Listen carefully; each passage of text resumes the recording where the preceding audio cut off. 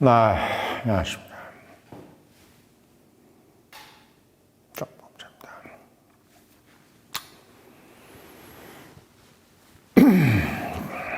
연일 계속 제가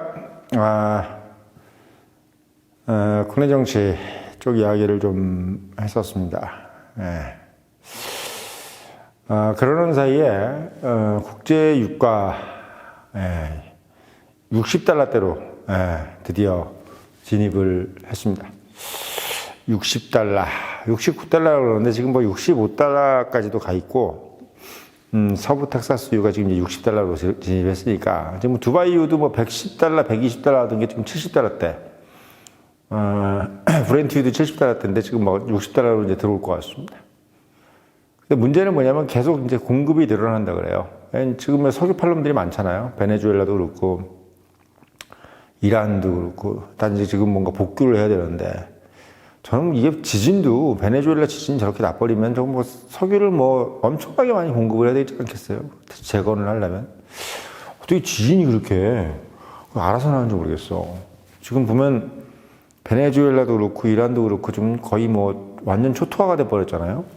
이런 상황이기 때문에, 뭐 산유국 입장에서는 어쨌든 최대한 많이 팔 수밖에 없겠다라고 이제 생각을 하잖아요. 이제 우리가 이제 경제라는 거는 예상하는 대로 이제 가지 않습니까? 그러니까 지금 베네수엘라하고 이란이 뭐 석유 수급을 조절할 수 있는 그런 상황이 아니기 때문에 지금 상황에서는 사실 최대한 많이 맥시멈으로 석유가 나오겠다라는 예상을 할 수밖에 없습니다. 그러니까 사우디라든지 UAE 같은 데는 이제 울상이 되겠죠. 계속 이제 석유값이 내려갈 가능성이 크고, 어떻게 보면 제가 벌써 몇 달 전부터 말씀을 드렸지만, 트럼프 대통령이 지금 이제,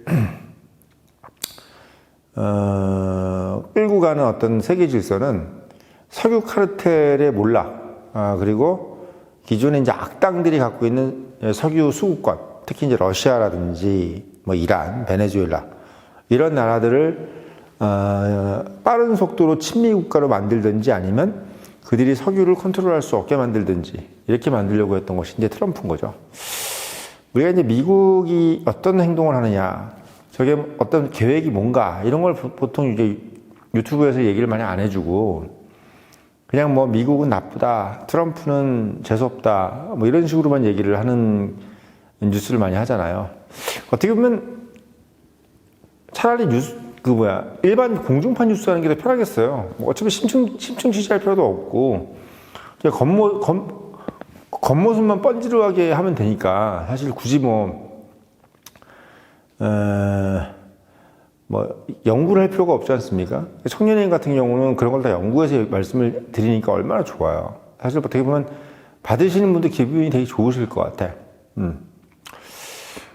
자, 그런 입장입니다. 그래서 제가 봤을 때는 지금 이제 트럼프가 원하는 세계 질서는 뭐냐면, 나쁜 놈들은 뭔가 돈과 권력을 가지지 말아라예요.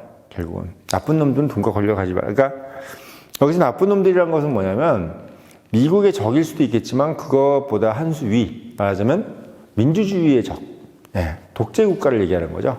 그러니까 우리가 독재 국가라는 것은 다수의 국민이 가장 합리적인 방안으로 뭔가를 끌고 갈 수 있는 그런 국가가 아니라 소수의 권력이 왜곡된 방향으로 국가를 끌고 갈 수 있는 국가, 이란, 베네수엘라, 그리고 중국, 러시아까지 이제 포함이 되고 북한까지 포함이 되겠죠. 그러니까 그런 국가들이 결국은 이제 핵을 가지려고 또 노력을 하는 것이고, 핵을 갖지 않더라도 본인들이 갖고 있는 경제적인 그 지위, 특히 이제 산유국의 지위를 최대한 유지하려고 하기 때문에 결국 그것으로 결국은 파급되는 문제가 뭐냐면 세계 경제의 교란이죠. 그러니까 우리가 경제가 교란되지 않고 세계가 어떻게 보면 똑바로 다 민주주의화가 돼 있으면 가장 큰 소리를 칠 수 있는 나라가 어디예요? 미국입니다. 왜? 소위 얘기해서 데모크라시가 가장 정상적으로 작동하는 나라고, 그리고 자본주의의 어떤 이념 안에서 최적화된 시장 경제에 의해서 보이지 않는 손이 결정되는, 그런 가격이 결정되는 나라이기 때문에 사실 그게 가장 최적화되어 있는 나라이기 때문에 전 세계가 자본주의화되고 민주주의화 됐을 때 미국은 누가 시켜주지 않아도 알아서 강대국이 되는 거예요. 예, 알아서 강대국이 되는 겁니다. 그래서 사실 제가 이제 작년에 이미 사실 어떻게 보면 정식적인 우파 유튜버도 아니죠. 그냥 자유민주주의를 포방하고 그리고 시장경제를 포방하다 보니까 사람들이 그 얘기 자체가 우파 같다 이런 거지. 제가 사실 처음부터 정치적으로 막 우파다 이런 얘기 개념보다는 얘기하다 보니까 우파네 이런 거죠. 얘기하다 보니까 우파야. 예, 근데 우파라는 게 별겁니까? 우파의 가장 뿌리는 일단 경제에 둬야 돼요. 예, 우파의 뿌리가 사실 박정희일 수도 없는 거고 이승만일 수도 없는 거예요. 이승만 박정희의 그 뿌리는 뭐냐? 결국 민주주의하고 시장 경제죠. 그것이 뿌리가 되고 나서 그 위에 이승만이 있고 박정희가 있는 거지. 그냥 시장 경제하고 민주주의가 없는데 그냥 박정희, 이승만은 좀 공허하단 말이죠. 그러니까 결국은 어떻게 보면 우리가 이해하는 그 우파라는 것도 우리가 right wing 이런 개념보다는 원래 그런 거, 인간이 갖고 있는 본성에서 원래 그런 것들을 이야기하는 거. 그러니까 몇천 년 동안 인간이 진화해 오고 또는 발전해 오면서 이것이 가장 올바르다라고 했던 그 올바름을 계속 지켜나가자. 이게 우파인 거지. 무슨 박정희 전두환도하고 이런 게 우파가 아닌 거죠. 사실 엄밀히 따지면. 근데 우리가 너무 이제 어떻게 보면 근본을 얘기 안 하고 그냥 어떻게 보면 인물 위주로 얘기하다 보니까 급조돼서 얘기하다 보니까 이제 이승만, 박정희, 전두환 이런 식으로 가는 건데 그들이 지키려고 했던 것이 뭐냐면 결국은 시장 경제하고 민주주의였던 겁니다. 물론 이제 군사 독재 동안에 그들이 과연 민주주의를 지켰느냐에 대해서 이제 그 디베이팅이 있지만 저는 그렇게 생각해요. 민주주의라는 것도 먹고 살지 못하면 민주주의가 필요 없는 거죠. 예, 경제 발전이 일단 우선돼야 된다는 것, 그 개념 안에서 민주주의를 잠깐 보류한 거지 민주주의를 부정한 건 아니라고 저는 생각이 들어요. 아무튼 원론적인 얘기고 그거는 그러니까 지금 제가 드린 말씀은 뭐냐면 미국이라는 나라가 과연 왜 이런 일을 했을까? 왜 이런 전쟁을 추구했을까? 그 부분은 우리가 너무 좀 생각을 안 하고 그냥 어떻게 보면은 그냥 트럼프가 객기루 그냥 기분이 더러워서 이런 식이 아니라는 거죠. 그러니까 트럼프라는 대통령이 과연 세계를 어느 쪽으로 끌고 가려고 했느냐 그 부분을 지금 이제 명확하게 표현되어지고 있는 부분이 지금 이 상황인 거예요. 그러니까 이란이라는 나라가 저렇게 지금 묵사발이 돼서 어떻게 보면 47년이죠. 47년 동안 어떻게 보면 미국하고 거의 대적을 하면서 절대 못 건드릴 것 같은 나라를 이란하고 이스라엘하고 미국이 지금 묵사발을 내서 결국은 일반 국가로 바꾸고 그리고 어떻게든 간에 좀 더 중국 쪽이 아니라 미국 쪽으로 끌어당기는 그런 환경을 만들기 위해서 뭘 했느냐? 바로 유가를 떨어뜨리는 겁니다. 유가를 떨어뜨려야 이들이 결국은 어떻게 보면 항복을 하는 거예요. 베네수엘라나 이란도 결국은 유가를 떨어뜨려야 왜? 유가를 떨어뜨리면 뭐가 필요해요? 지금 돈이 부족하니까 달러가 필요하잖아.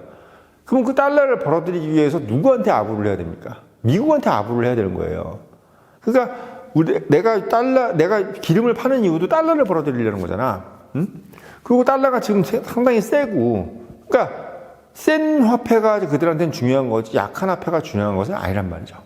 그러니까 어떻게 보면 이게 참 악어와 악어새 같은 거고 닭이 먼저냐 계란이 먼저냐 같은 건데 기본적으로 달러가 강해지면 또 기름값이 떨어져요. 달러가 강해지면 기름값이 떨어집니다. 그러니까 기름값은 공급 때문에도 떨어지고 달러 때문에 떨어지니까 이란하고 베네수엘라 입장에서는 어쨌든 간에 미국하고 친해져가지고 달러를 조금이라도 더 받을 수 있는 방법을 계속 찾고 싶은 거예요. 예, 찾고 싶은 겁니다. 그러니까 달러가 또 강해지니까 달러 결제 시스템이 좀 더 강해지겠죠. 그러다 보면 중국이 추구하고 있는 위안화 결제 시스템 점점 왜소해지는 거고 또 중국은 결국은 석유 공급망이 막혀버리면 위안화 결제 시스템과 나바리 구간에서 의미가 없는 거예요.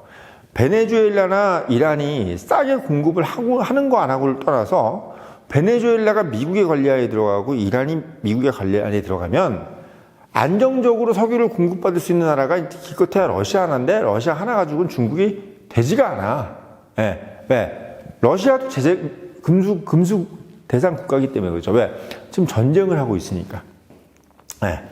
러시아가 전쟁을 안 하고 있다고 한다면은, 그 기름을 어떻게 보면 제재가 없으니까 중국이 좀 원활하게 받을 수 있는데 양이 모자르대. 러시아 하나가 좀 양이 안 된다는 거야. 응? 근데 공교롭게도 러시아가 지금 우크라이나하고 전쟁을 하고 있잖아? 그러니까 더더욱 힘든 거예요. 그러니까 러시아가 지금 해야 될 방법은 뭐냐면 빨리 전쟁을 끝내가지고, 지금 계속 이제 석유를 팔아가지고 전비를 대야 되는데 석유값이 계속 떨어지니까 이 상황을 타개하려면 둘 중에 하나예요. 석유값이 올라가게끔 뭔가 방법을 취하든지 아니면 전쟁을 끝내든지야. 그러니까 결국은 트럼프가 가자는 방향으로 갈 수밖에 없는 상황이 된 겁니다. 그러니까 트럼프가 얼마나 천재냐면 본인이 원하는 방향으로 환경을 만들어 버려요. 예. 본인이 원하는 방향으로 갈 수밖에 없게끔 환경을 만들어 버리는 거야. 예. 그거의 가장 1순위가 뭐였냐면 바로 석유값을 떨어뜨리는 겁니다. 근데 사람들이 이 생각하겠지. 전쟁 이전에 이미 석유값이 떨어져 있었는데 굳이 왜 전쟁을 일으켜서 석유값을 올렸냐고 얘기할 수 있는데 전쟁을 일으킨 가장 큰 이유는 뭐냐면 석유값이 떨어져도 이란이 일단은 달러가 필요한 상황을 만들어야 된다는 거예요. 근데 이란이 달러가 필요한 상황을 만들려면 어떻게 해야 됩니까? 때려 부셔야 되는 거야. 때려 부셔야 그걸 복구시키려면 달러가 필요한 거지. 예. 석유를 팔아서 달러를 가져와서 그거를 복구시켜야 될 거 아니야. 때려 부셔야지. 지금 그대로 유지하면 그냥 중국 돈 받아가면서 생필품이나 받아가면서 쓸 수 있는데 이걸 때려 부셔야지 막대한 돈이 필요하기 때문에 그 막대한 돈을 받으려면 결국 어떻게 해야 된다? 달러에 구걸할 수밖에 없게 만드는 겁니다. 근데 그게 이란은 그렇게 하는 거고 베네수엘라는 어떻게 했습니까? 베네수엘라는 때려 부시고 말고 할 것도 없는 거니까 결국 어떻게 해? 그냥 마두로를 그냥 뽑아온 거예요. 네. 결국은 뭐냐면 매우 복잡한 구조였던 거죠. 네. 매우 복잡한 구조였던 거예요. 그래서 이란은 때려부신 거고 마두로는 뽑아온 거예요. 네, 마두로는 뽑아온 건데 마두로만 없으면 베네수엘라의 석유는 미국게 되니까. 근데 이란은 하메네이를 뽑아온다 그래가지고 이란의 석유가 미국게 될 가능성이 별로 없으니까 아예 이란을 때려부셔가지고 엄청난 돈이 필요하게끔 만들어버리자 차라리 이렇게 되는 겁니다. 이렇게 되는 거예요. 그래서 그럼 이렇게 만들어서 결국은 일단 석유값이 다시 떨어지게 만들면 결국은 누가 가장 힘들어진다? 러시아가 힘들어지는 거예요. 러시아가. 그래서 사실 어떻게 보면 되게 딜레마에 빠졌었겠죠. 왜? 석유값이 갑자기 이제 이란을 때림으로 석유값이 올라가면은 러시아가 전쟁을 수행하기가 되게 좋잖아. 그러니까 사실 미국은 되게 고민을 했겠지. 영국이라든지 뭐 이런 프랑스 이런 애들은 되게 막 반대를 했겠죠. 왜? 그러면 석유값 올라가면은 푸틴이 엄청나게 전비를 받아가지고 다시 또 우크라이나 전쟁을 지속할 텐데 라고 할 거 아닙니까? 그것 때문에 영국하고 프랑스가 반대를 한 거였어요. 그 이란을 때리는 거를. 근데 결국은 트럼프가 생각할 때는 일단 중국 봉쇄가 먼저다. 러시아 봉쇄보다는 중국 봉쇄가 먼저라고 생각해서 이란을 때린 겁니다. 그러니까 여기서부터 뭐가 나오냐면 정책이 일단 반중이 먼저인 거예요. 트럼프한테는. 우선순위를 딱 정해놓은 거지. 그러니까 베네수엘라 박살내고, 그러니까 베네수엘라를 마두로를 뽑을 때 영국, 프랑스는 무슨 생각이냐면 미국이 결국은 반중을 먼저 선택했구나. 그래서 베네수엘라에다가 뭔가 하려고 하는 것을 영국이 도와주지가 않은 거예요. 그때 3월 달에. 우리 1월 달인가 2월 달에. 그러니까 미국이 베네수엘라를 때린 걸 영국이나 프랑스가 도와주지 않았던 이유가 결국은 이 반중 스트림으로 가는 것을 맞고 어떻게든 간에 반러 스트림으로 가게끔 만들고 싶었는데 그게 안 된 부분을 영국과 프랑스는 계속 반대를 하고 있었던 겁니다. 근데 솔직히 얘기하면 우리 입장에서도 그렇고 미국 입장에서도 그렇고 북한 입장에서도 그렇고 일본 입장에서도 그렇고 반러보단 지금 반중이 더 중요하잖아 우리한테. 그러니까 지금 미국의 스탠스는 우리한테 너무나 지금 반가운 스탠스였던 거야. 반대로 영국하고 프랑스 독일한테는 너무나 지금 힘든 상황이었던 거죠. 네, 힘든 상황이었던 겁니다. 지금 재밌는 게 이 유가가 떨어지고 이름으로써 이제 푸틴은 박살이 나잖아요. 지금 상황이 이제 다음 이제 푸틴 차례가 온 거야. 지금 현재가. 그래서 이제 지금 이제 와서 이제 유가가 이제 개박살이 나서 엄청나게 떨어지겠죠. 50달러까지 떨어지면 러시아는 제가 봤을 때 50달러 밑으로 떨어지면 수지 타산이 안 맞아요. 예. 그러니까 석유를 엄청나게 뽑아내도 지금 전비를 그러니까 팔면 팔수록 이게 뭐 거의 뭐 똔똔이 돼버리는 거야. 예. 그런 상태가 돼버린다 그래요. 그러니까 사실 뭐 푸틴 입장에서는 절망적인 거죠, 지금. 예, 돈이 없어져 버리니까 절망적인 게 돼버린 겁니다. 그러니까 국가 경제도 파탄이 나는 거죠. 왜? 지금까지는 석유값이 엄청 뭐 $150까지 가가지고 석유를 팔아가지고 그 돈을 가지고 국민들 고용하고 징병해가지고 경제를, 오히려 전시 경제를 불러일으켰는데 그게 이제 불가능해져 버리는 것뿐만 아니라 아예 지금 뭐 $50면 150달러에서 $50 떨어지면 얼마나 많이 떨어진 거예요. 그게 결국은 러시아에게 엄청난 타격으로 올 수밖에 없는 상황이 됐다. 결국은 우선순위로 베네수엘라, 이란, 그 다음에 러시아를 타격하는 이런 어떤 순서로 지금 트럼프가 가져가고 있다는 거. 이거를 좀 알아둬야 된다는 거죠. 그러니까 결국은 이 스윙이 엄청 예리한 거야. 제가 봤을 때 엄청 예리해. 그러니까 우리가 지금 뭐 국내 정치에서 안철수라든지 또는 장동혁 이런 얘기도 중요하고 또 축구 홍명보도 중요한데 선관위도 중요한데 지금 어떻게 보면 전체적인 환경이 트럼프가 어떻게 보면 전 세계를 완전히 주무를 수 있는 환경을 만들어줘야 우리가 선관위도 개혁하고 하는 것이 의미가 있는 거지. 전 세계가 예를 들면 트럼프가 막 끼울고 있고 중국이 막 이렇게 압도되고 있잖아. 이렇게 되면 우리가 선관위 개혁 하나 많아요. 예. 우리가 선관위 개혁 하나 많아요. 미국이 일단은 동북아뿐만 아니라 전 세계를 아울러야 우리가 선관위도 개혁하고 민주당을 이기고 이것도 가능하지. 또 그게 의미가 있는 거지. 그게 안 되면은 우리는 그냥 아무런 희망이 없는 나라가 돼버리는 겁니다. 그래서 제가 어떻게 보면 계속 트럼프 얘기를 해주는 거예요. 그 부분을 맥락을 이해해야지 이해가 되는 거지. 그렇지 않으면 매우 위험해진다. 예. 매우 위험해진다. 그러니까 사실은 제일 중요한 우선순위는 미국의 승리입니다. 그게 청년님이 바라보는 시각이에요. 미국이 일단 승리를 하고 그 다음에 국내 이제 우파 정권에 승리하는 거고 이런 부분이 중요한 거지. 미국이 실패하고 우리 우파 정권에 성공해도 매우 힘들어지는 상황이 벌어져요. 매우 힘들어져. 예. 중국이 비대해지면서 우리가 아무리 용을 써도 쉽지 않고 그렇다고 해서 우리가 일본하고 연합을 해가지고 중국을 혼자 맞서기에도 되게 어려워. 미국이 없으면은 일본은 한국하고 연합하려고 하지 않고 중국하고 다 맞다일 쳐가지고 한국을 분할하려고 그럴 거예요. 100% 그래, 100%. 그건 100% 역사에 나오잖아, 임진왜란 때도. 그러니까 일본이 제가 왜 이렇게 이렇게 믿다기보다는 민주주의 국가인데도 일본을 믿을 수가 없냐면 일본은 일단은 연합 이런 개념 자체가 없는 애들이야. 기본적으로 독고다이 근성이 강한 애들이에요. 다른 나라하고 연합하기 별로 좋아하지도 않아. 네, 좋아하지도 않습니다. 그런 상황이기 때문에 제가 트럼프가 반드시 전 세계를 컨트롤할 수 있는 환경이 만들어져야 된다는 것을 우선순위로 얘기하는 게 바로 그런 이유예요. 그래서 베네수엘라, 이란이 지금 적용돼서 결국은 유가가 폭락이 되고 러시아가 박살이 나면서 우크라이나 전쟁이 끝날 것이다. 우크라이나 전쟁이 끝나면 정말 완전히 단독적으로 이제 중국 봉쇄에 들어가는 거예요. 이 얼마나 순서를 명확하게 제가 설명해 줍니까? 러시아가 박살이 나서 우크라이나 전쟁이 끝나면 이제 오롯이 중국만 남는 거야.